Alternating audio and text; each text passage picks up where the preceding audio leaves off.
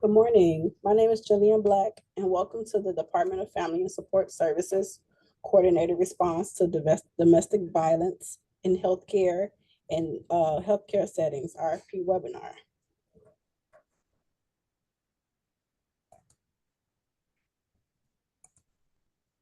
Just a few housekeeping rules.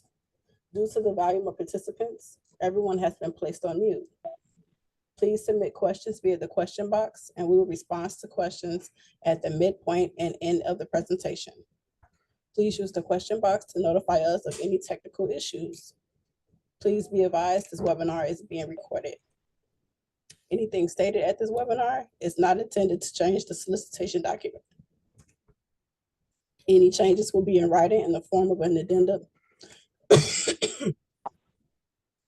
issued by the Department of Family and Support Services. The purpose of this webinar is to provide information for the solicitation.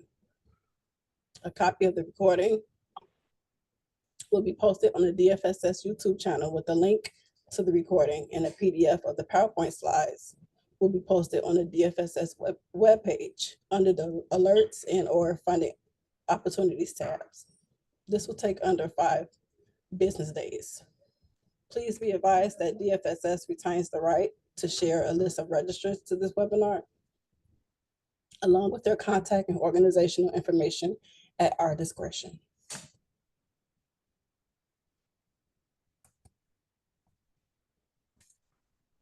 Once the program team introduces themselves, we will delve into the purpose of this RFP, the background, information about the scope and program description, the selection criteria, timeline, and technical assistance for applicants in e-procurement, and then another round for questions.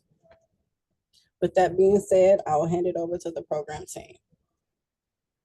Thank you, Jillian. Hello, my name is Adriana Camarda. I'm the supervisor over the Division on Gender-Based Violence at DFSS. I'm joined today by my project manager, Yesenia. Yesenia, would you like to introduce yourself? Hi, yeah, good morning, everyone. My name is Yesenia Galvan, like Adriana said, project manager at DFSS in our Gender-Based Violence Division. Thank you, Yesenia. I have to admit that we're flying a little bit like Star Wars today, and I can't get into the Zoom link, so I'm joining by telephone. So if anything is disjointed, it's because I cannot follow along on the presentation. I'm like Obi-Wan Kenobi today, and I'm doing it blindly, but I can see the presentation on my end. So bear with us and some patience, please. So that being said, we'll go right into our presentation. We'll start with the purpose of the RFP. The purpose of the RFP was really to initiate a pilot program that could provide a coordinated response in a healthcare setting, specifically medical centers and an emergency room, that are providing services to a potential patient who may be experiencing or have experienced a DV incident, to be able to do some screening and provide her a connection to an advocate or a counselor. So DFSS is seeking, obviously, a respondent either in a healthcare setting who has a memorandum of understanding with a DV agency, or a DV agency that has an MOU with a healthcare provider or multiple healthcare providers, to be able to not only train the healthcare staff to provide the screening tools that they need, but also to be able to provide 24/7 connection to a survivor who is in the healthcare center receiving healthcare services. Next slide.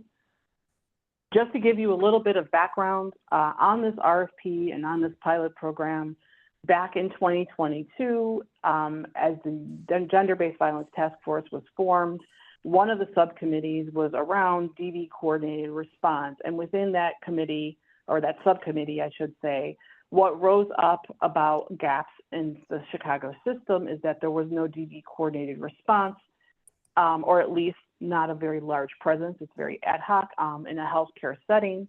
And so the subcommittee advised the city and helped sort of design what a crisis response in a healthcare setting that there is and was working in the city, and how we could expand that. And here we are today with this RFP, seeking to connect survivors earlier on and earlier intervention in a healthcare setting when they may not be connecting to a DV provider at that point, to be able to give them information, safety planning at that point. Next slide. That being said, here's another instance of a little bit of history on this RFP. DFSS did release this RFP in late 2023.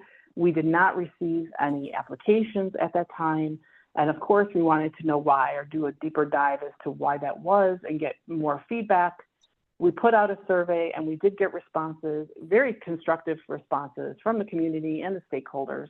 And two of the most fundamental changes that you'll see today is that coming out of that survey was that we didn't allow agencies enough time to apply, especially since we were requiring the MOU to be established at the time of application. And the second thing was downgrading the standard and not having to have the applicant have the MOU with a very large or mid-sized healthcare center at the time of the application. But right now, a respondent could submit their timeline and letter of support from the healthcare setting, or vice versa, the healthcare setting or healthcare provider, showing a timeline of when they're going to have an MOU with the agency. Next slide.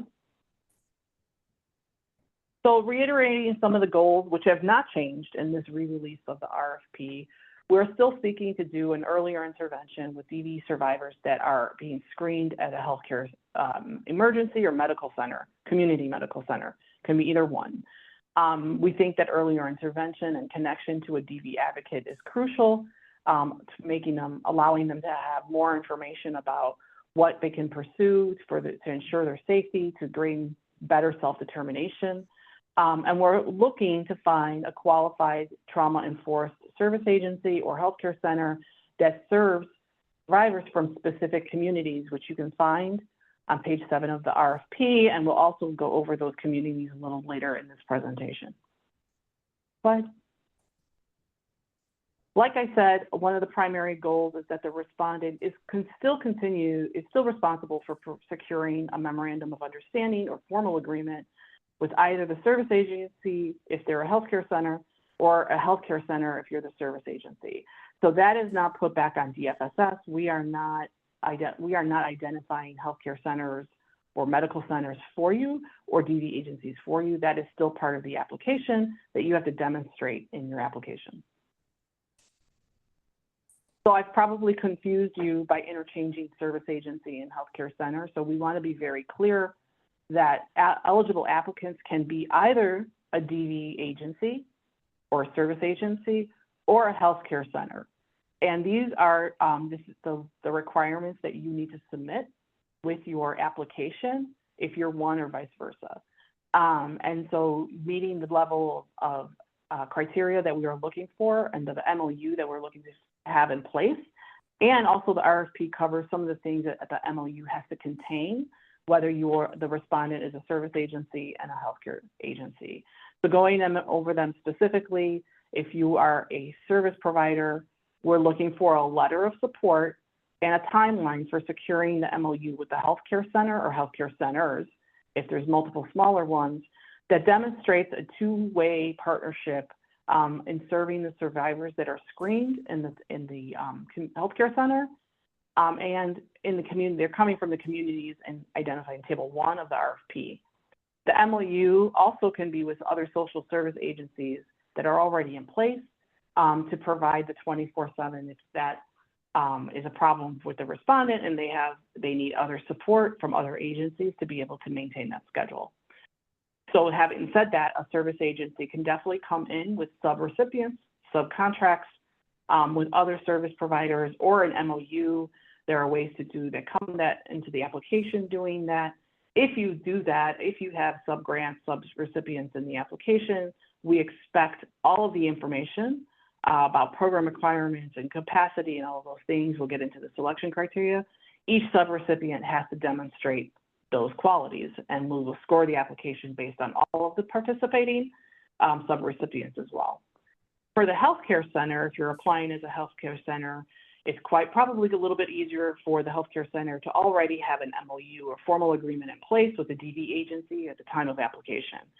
If there is a timeline or it's not in place at the time of the application, we would definitely want to see why that is, and in the timeline that it can be shortly gained thereafter.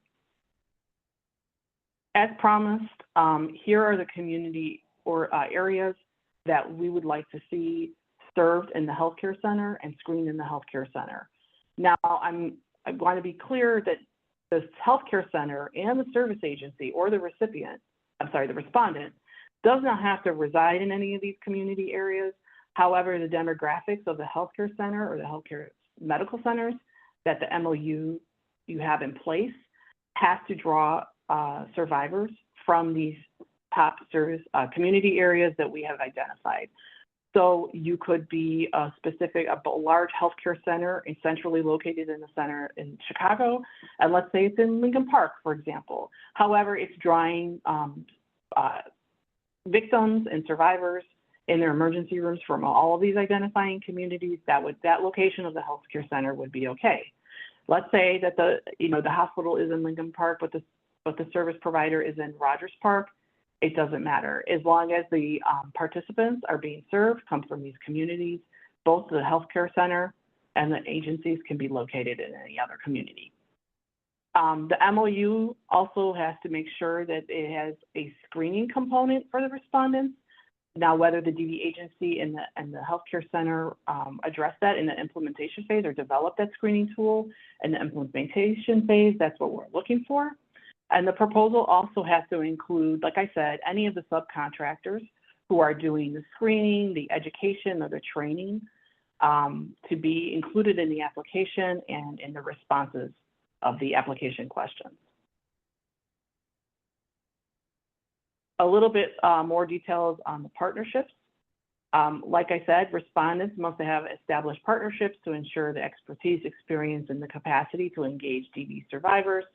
So if it's a service agency that does one or more things, including serving DV survivors, if they have partnerships with DV surviving missioned agencies, that's okay. Respondents must demonstrate how all of the services will be coordinated, how the referral coming from the health center is going to work, how the response from the health center is going to work, and it must meet the program requirements that are identified in the RFP.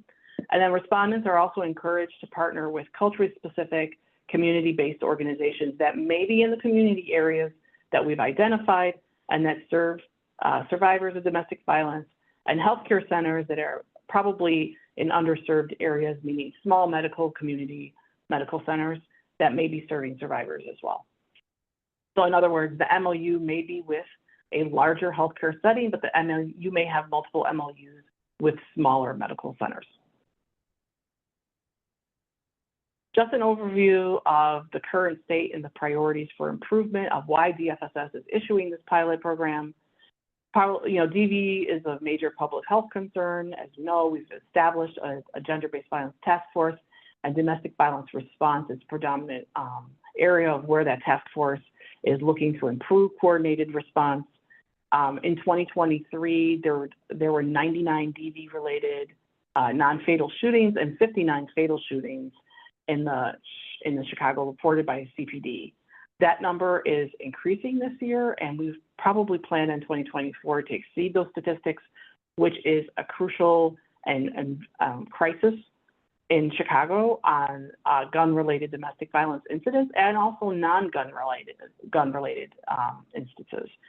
Although the fatal domestic shootings in the city of Chicago remained unchanged between 2023, that proves my point that non-fatal shootings and other types of non-gun violence for domestic violence survivors is increasing. DV advocates and healthcare centers serve as first responders to survivors. We don't have a well-established net, if you will, in the healthcare settings. We are not represented by, and I have access to a DV advocate in all centers, and that is a problem in Chicago, and we're hoping to alleviate that with this program. And this is the first time the city is sort of funding a DV advocate model specifically for domestic violence in a healthcare setting. And further, we know without safety planning and connection to services and intervention, typically survivors who may go into a medical center may not reach out to DV services the first time, or it's first time and there's an incident. And so it's earlier intervention and hopefully can ensure greater safety for the survivor with this earlier intervention. Also, having the proper tools to screen and identify domestic violence, healthcare professionals can be trained just to identify some of the things that they're treating and connecting them to a DV advocate, not putting the responsibility of ensuring the safety by the medical team, but actually connecting them to a DV advocate who is trained to be able to help survivors in that moment. All right. The target population, as we've spoken, obviously, the target population are domestic violence survivors in the communities most impacted by violence, seeking, have medical treatment in a healthcare setting. The domestic violence can be an intimate partner relationship, whether they're living in the same household or not, but it's not limited to a sexually intimate relationship. It could also include a family or a household relationship where they're living together between siblings, roommates, or a parent, caregiver, and an adult child. Here is an overview of the program requirements identified by whether the respondent is a service agency or whether the respondent is a medical center. They're very much outlined in the RFP. We can briefly go over them here. If the respondent is a service agency, we're looking for their participation in the pre-implementation phase, either getting or executing the MOU, as well as identifying or developing a screening tool for the healthcare provider to use, as well as how the referral process will take place.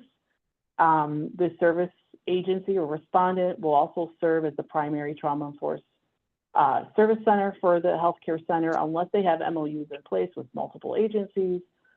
They're going to provide the crisis victim services directly or through subcontracts, provide ongoing supportive counseling and case management, either directly or long-term to be connected with other agencies, can provide training and education. This is very important for the healthcare center staff to provide training on GBV, domestic violence, and how to screen, and how to be trauma-informed and how to ask those questions appropriately without triggering survivors in the setting. And finally, participate in the DFSS meetings, cohorts, and engagement sessions to talk about performance measures, since this is our first foray, if you will, into this sort of a response system. We'll be looking on gathering data about impact and performance.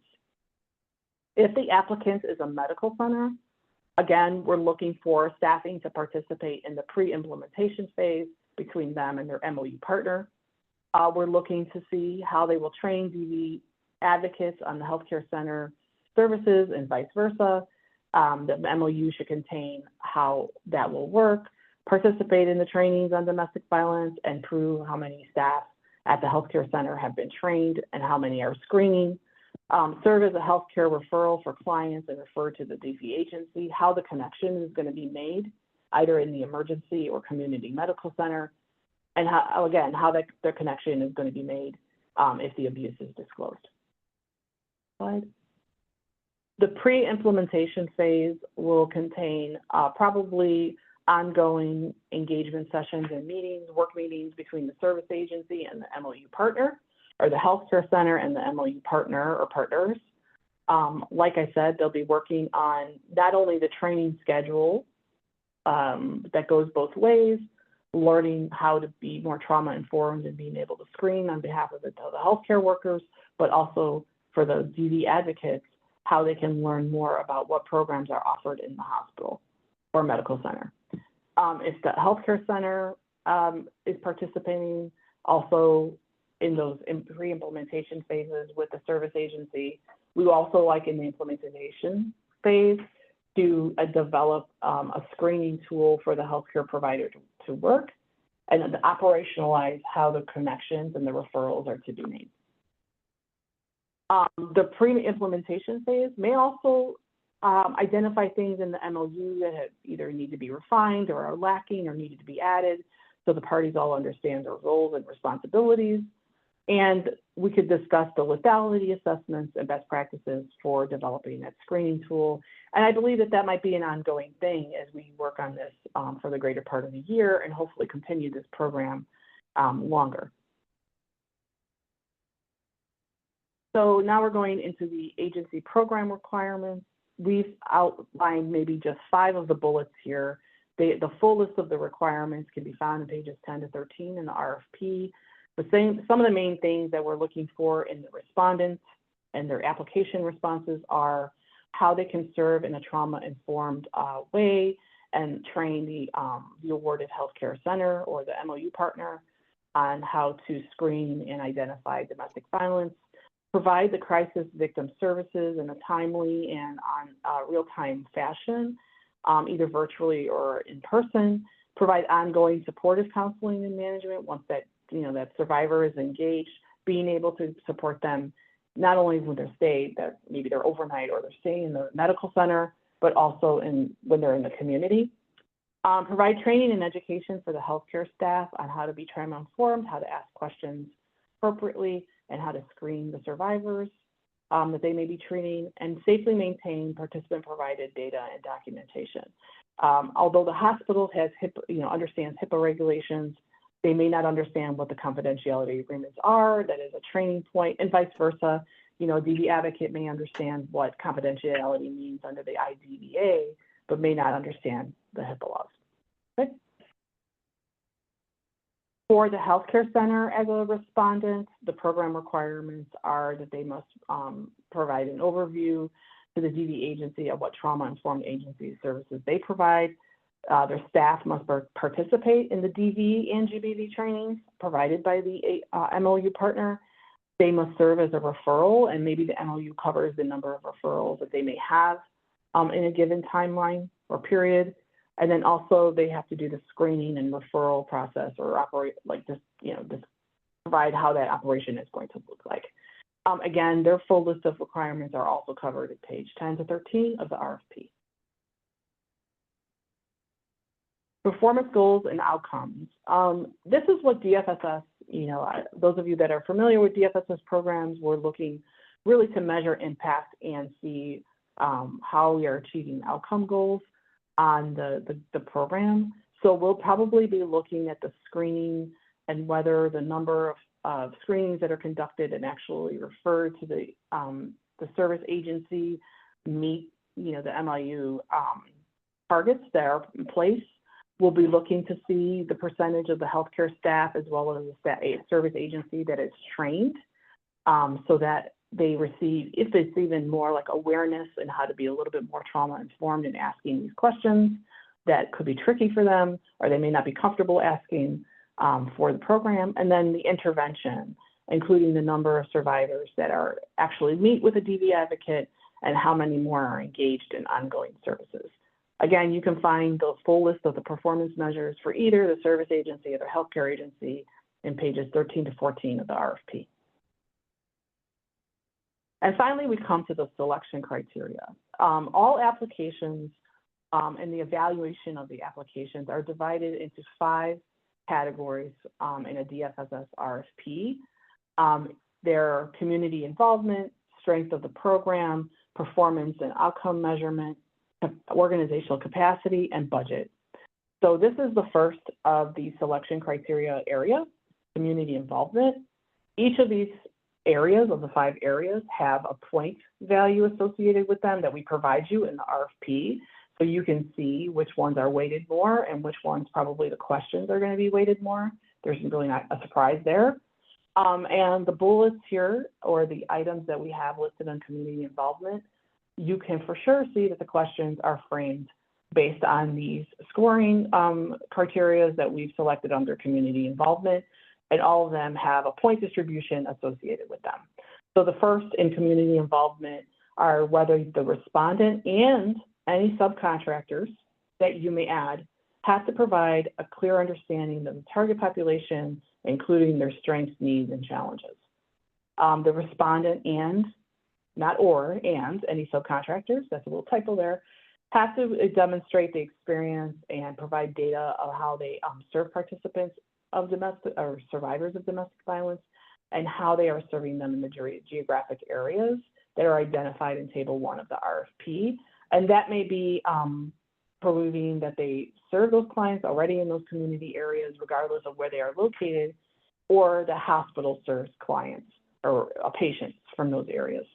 The respondent demonstrates client and community engagement, meaning the service agent, the respondent, or the hospital is out there engaging the community or the communities that they serve to offer more information about their services and how to engage participants.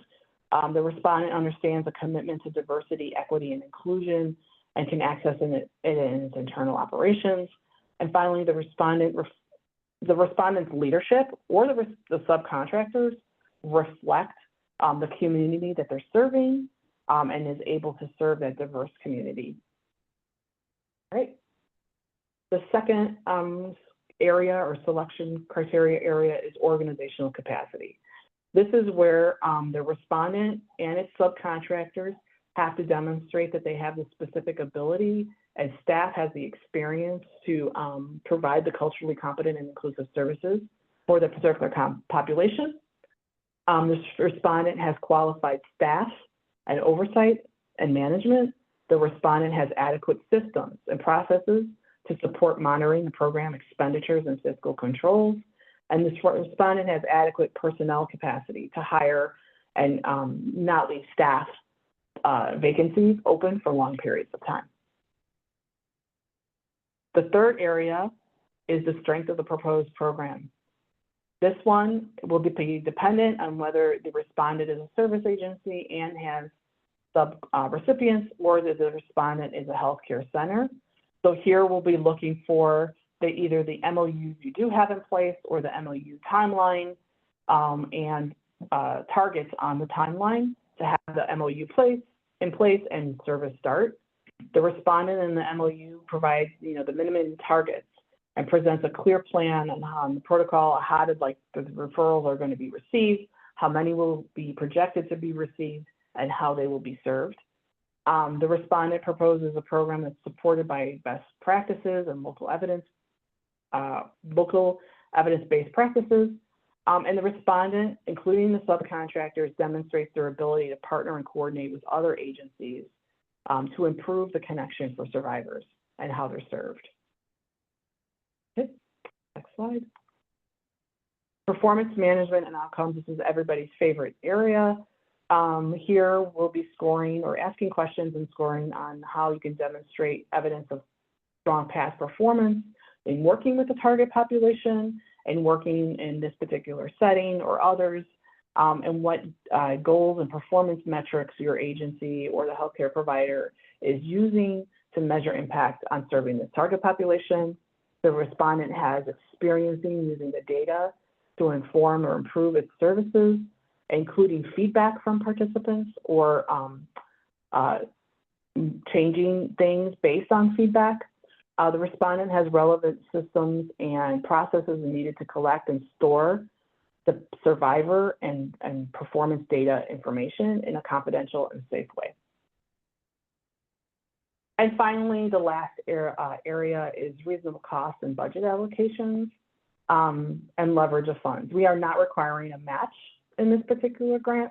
However, we will be looking to measure the respondent and its subcontractor's fiscal capacity to implement the program, how you demonstrate reasonable implementation costs and future requests, and the proposed budget supports what you say or what you provide in your timeline and work plan. Application guidance. Respondents should be, although this contract is starting October 1st, DFSS is asking for a 12-month or 1-year budget proposal on what it would cost to operate this program or how you would allocate costs to operate this program over a 12-month period.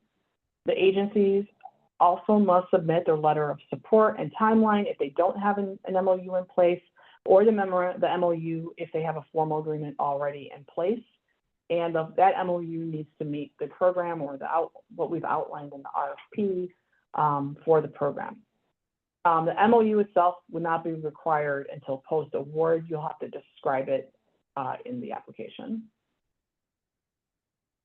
especially if there's a timeline for securing it involved. But it would not go remiss if you actually had it and included it in the application. The healthcare centers must submit the time of application, either the MOUs with all of their community organizations that will be working on the program, specifically the DV and GBV agencies. We would like attached job descriptions or resumes for staffing on the budget. We would like those resumes to be up to date, providing, especially those that will be providing program participant services, and a demographic composition of the governing board for the respondent and any subrecipients that are going to be doing the work. So we'll keep going. What we mean by demonstrating that the staff is experienced, we would also like to see either the 40-hour training and other certifications that the staff have. We would like to see written linkage agreements with the DE agencies who are going to be providing the ongoing counseling, not meaning all of your linkage agreements, but those are the agencies that you are going to be partnering with on this grant. We would like to see those. I'm sorry, I just accidentally tapped my screen and closed my presentation, so give me 1 second.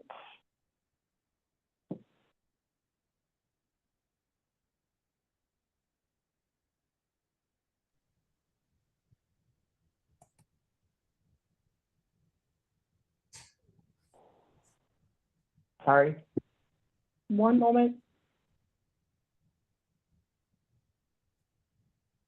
I was on a roll there, just talking to myself.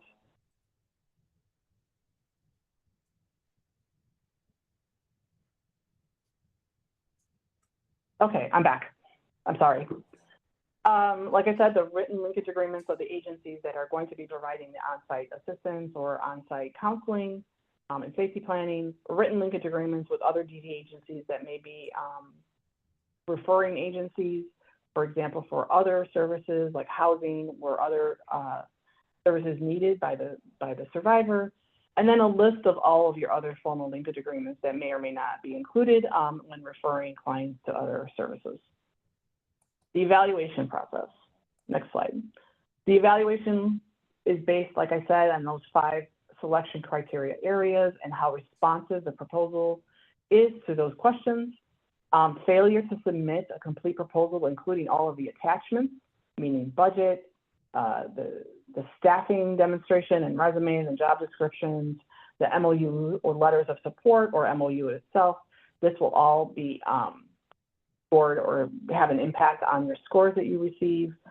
The commissioner of DFSS has the final say on recommended agencies and projects that are recommended by the DGBV or the Division on Gender-Based Violence.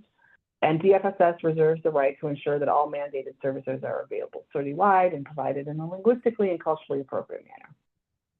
So these are the things that we'll be looking for when we evaluate your proposals. An overview of the timeline. Clearly, we're having this webinar today. We are seeking questions either through the chat or via email to me by the end of the day tomorrow, I believe, and those questions will be addressed formally in an amendment to the RFP. The applications are due in iSupplier on August 27th, 2024 at 12 noon Central Time exactly. This is the iSupplier system. For those of you not familiar with the system, Jillian is going to go through the iSupplier system. I have recommendations that, based on IT challenges, that you go into the iSupplier system now and often and go and look at what the application questions are, create your profile, and work on the application prior to August 27th. The system has been known to shut off exactly at noon, regardless of the state of your application. You can, and I know Jillian's going to go this, but I can't stress enough that you can ask questions up until the application closes. And I can't guarantee that if your question comes in on August 26th or 25th, that it's going to get answered. So if you are working on the application prior, more than likely your questions are going to be answered prior to that Monday, I think August 25th or 6th, that the application is due. Like I said, the term of the contract begins hopefully October 1st. You'll get a budget of or an allocation is awarded between October 1st and December 31st, which is a prorated share, and then you'll get the funding availability for the entire year of 2025. The source of this funding is the DV, or Domestic Violence Home Share Fund, which is a tax and surcharge on short stay units in the city of Chicago. It is treated like Chicago like corporate funding. So, let you know. The next slide, budget or cost proposals. Like I said, for the purpose of this application, regardless of whether that you are going to be awarded funding from like October 1st to December 31st, your proposed budget in this application must cover 12 months, meaning we want to see an entire year. Although you'll have implementation costs, we would like to see the entire staffing plan and what will that take over 12 months, or subrecipient, subcontracts, and what it'll cost you for a 12-month basis. The cost categories have definitions that are also attached in the application.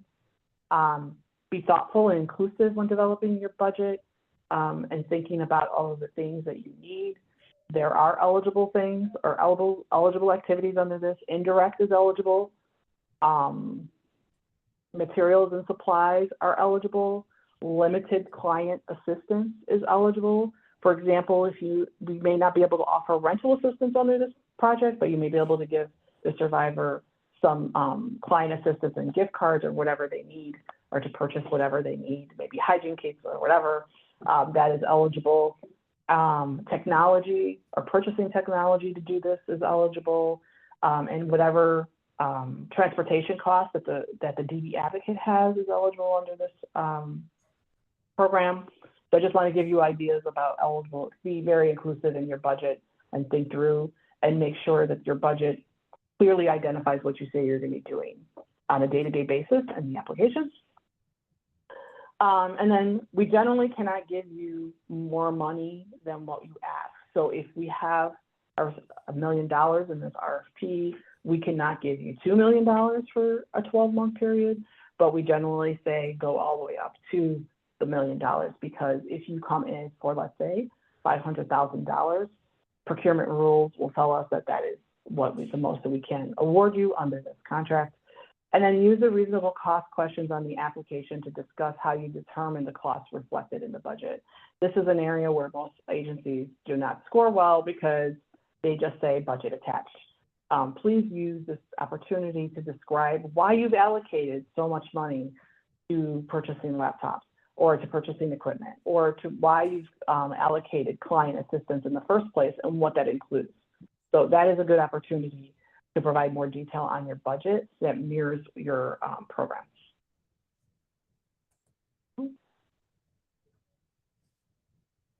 Well, I just covered some of the common errors, but I think that the first common error that we have is that many people forget to submit the budget form altogether as an attachment. So that is the first common error. The second thing is checking your calculations. It looks very much a little bit like a DFSS budget form, but it's a little bit more simplified.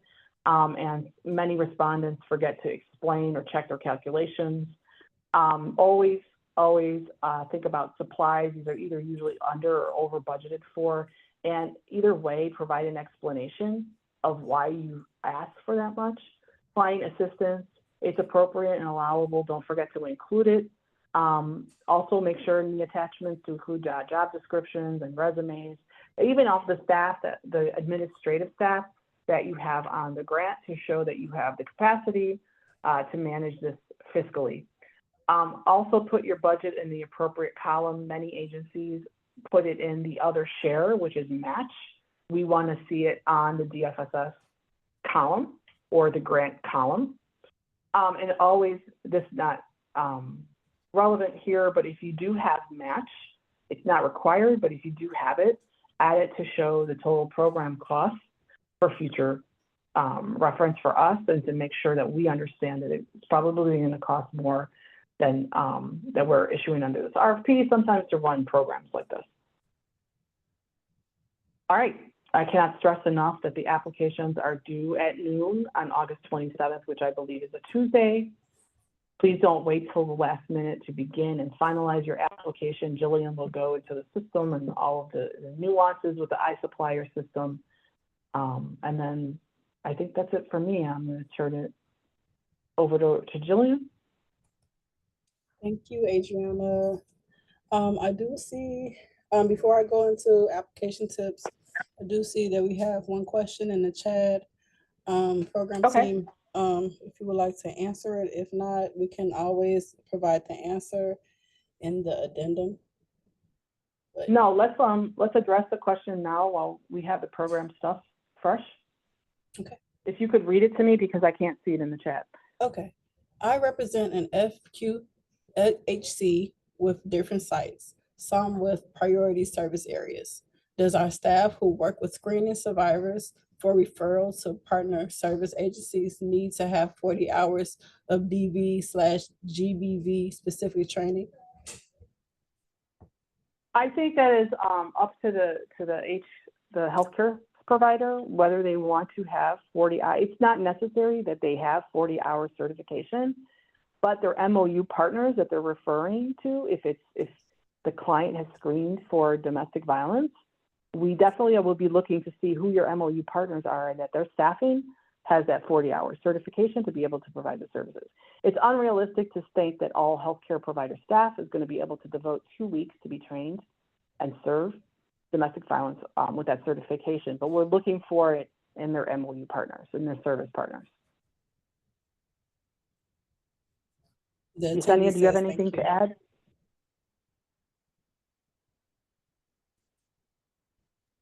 Nope. Okay. We'll break again. Like I said, I'm sorry. Like Okay. I said, if you're not comfortable asking your question now in the chat about the program, we will be accepting questions, written questions via email. My email information is further down in the presentation to be included in the FAQ. Thanks. Thank you. Now we're going to go into application tips. We can't stress enough to start early on your application and save often. If you have never done business with the City of Chicago, register into iSupplier/eProcurement ASAP. Please review RFP narratives and application questions closely. Remember, they align with the scope and the selection criteria. Please use the information in the RFP for guidance in formulating your answers. There is a $4,000 character limit, which includes punctuation and spaces. Each response is allotted 4,000 characters. Please, whatever you do, do not use the back button on your browser. You may lose what you worked on. Again, and start early and save often. To submit multiple applications for which, if this does not apply to you, then please disregard, but to submit multiple applications for a single RFP, applicants will need to set up a unique user account in iSupplier, but all of the user accounts can use the same email address. The e-procurement system is not capable of submitting more than one distinct proposal per associated email address. Therefore, you must use a separate email address for each submittal proposal. Again, if this does not apply to you, then you can just use one email address for your submittal. You can submit your application and later amend it up until the due date on August 27th at 12 noon. Avoid the rush and possible mishaps by submitting early. Plan on submission taking 30 to 60 minutes. Please be advised that late applications cannot and will not be accepted. Also, make use of the e-procurement hotline for help at 312-744-4357. The hotline operates during business hours, Monday through Friday, 9 to 5 p.m. Again, save often and submit your application early if possible. Just a couple agency requirements. Agencies must provide articles of incorporation and any amended articles of incorporation. An IRS affirmation letter is also needed for non-for-profit agencies only. This letter must be dated within 60 days of submittal. You can obtain this by calling the IRS directly at 1-877-829-5500. However, if you are a for-profit agency, please submit your original letter from the IRS showing your FEIN number. A DUNS number is required, as well as essential contractor registration. Please provide a copy of the entity overview page on the www.sam.gov website. Lastly, a certificate of good standing letter with the state of Illinois is required.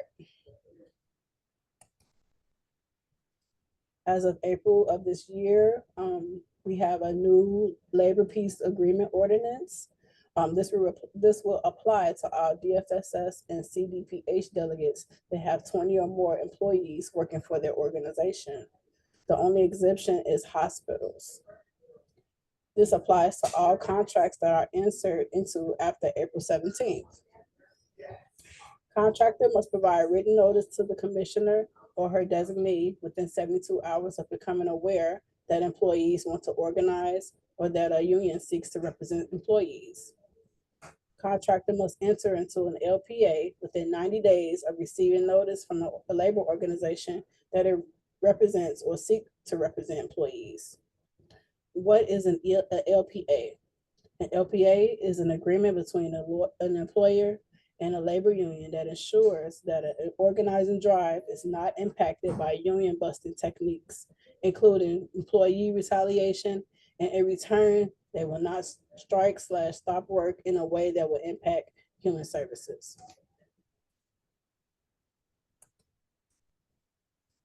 For technical assistance, on the DFSS webpage, there's a link to the RFP of interest and training documents. Please see the alerts tab on our website.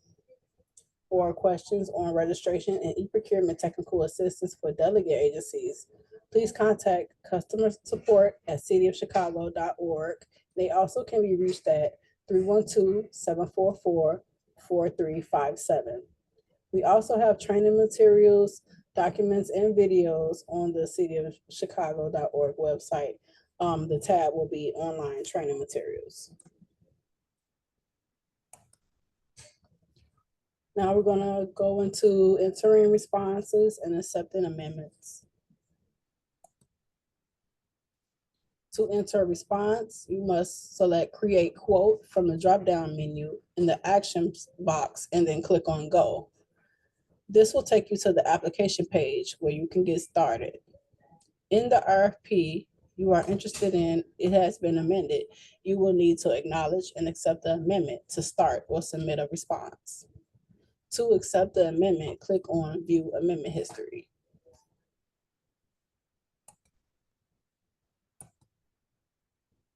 To begin acceptance and acknowledgement process, follow these steps after clicking View Amendment History.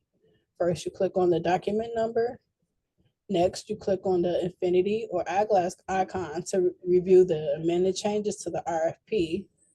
And lastly, you click on the Acknowledge Amendments button to acknowledge receipt and understanding of these changes and proceed. By acknowledging the amendment, you are indicating that you are aware of the changes made to the RFP in the amendment. Once you get to this screen, click on the I accept checkbox and then click on Acknowledge. Lastly, click on Yes to indicate that you confirm your acknowledgement on the amendment.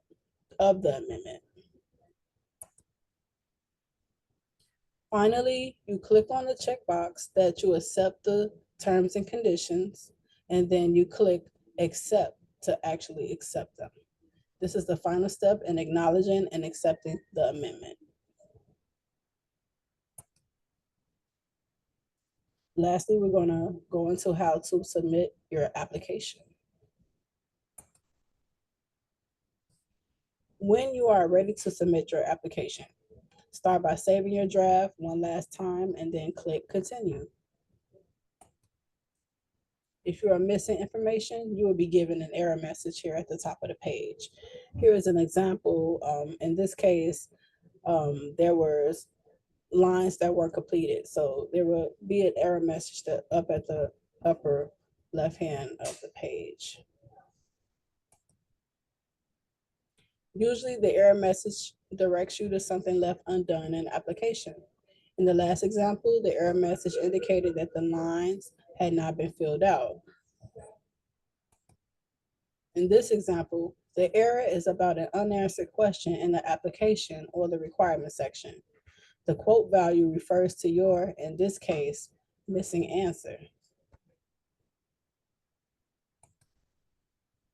Once your application is free from errors, you are ready to proceed and submit. At this point, clicking continue should put your application into the review and submit phase. Step 6, this is your last chance to review all of your data and confirm that it is accurate. Check your attachments and scroll to the bottom of the screen to see all of your responses. At the bottom of the screen, you will be asked to provide an electronic signature. Be sure to fill in the signature line before checking the box. Then you can finally click submit. After you've reviewed everything on the review page, on the summary page, and everything checks out, then you can finally submit. Please make sure that you see this submittal confirmation screen. The e-procurement system will send a confirmation email within 24 hours of your submission. Please call or email me if you desire confirmation prior to that.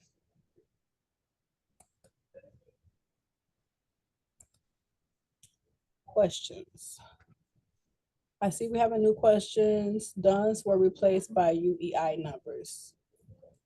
You are absolutely correct. We have to update the template for our webinar slide. But yes, instead of the DUNS number, we do require the UEI numbers.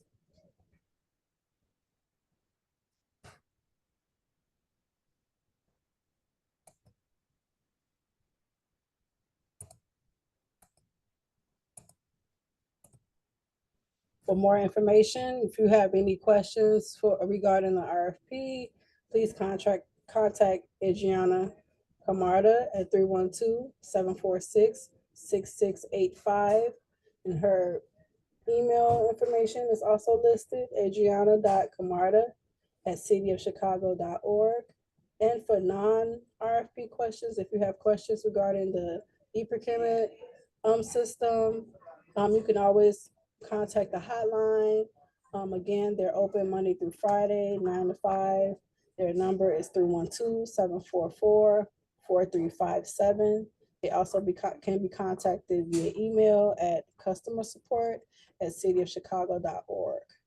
And you can also reach out to me. My name is Jillian Black. I can be contacted at jillian.black@cityofchicago.org. And Adriana? This is Adriana again. If you do have any questions, DFSS prefers that you submit them to me in writing via my email address and not call. I will answer your call and talk to you. You're all lovely, but we prefer that questions be in writing via email. Thank you. Thank you. And as far as the question deadline, we do have the deadline set for July 26th, 5 p.m. in a day. So if you have any other questions, you can send them to either Adriana or I, and we will add them to the addendum and when posted. And if there is no other questions, please, we want to thank you for attending our webinar. Adriana, do you have any other comments? No, I'm sorry. Thank you. Okay, thank you and enjoy the rest of your day.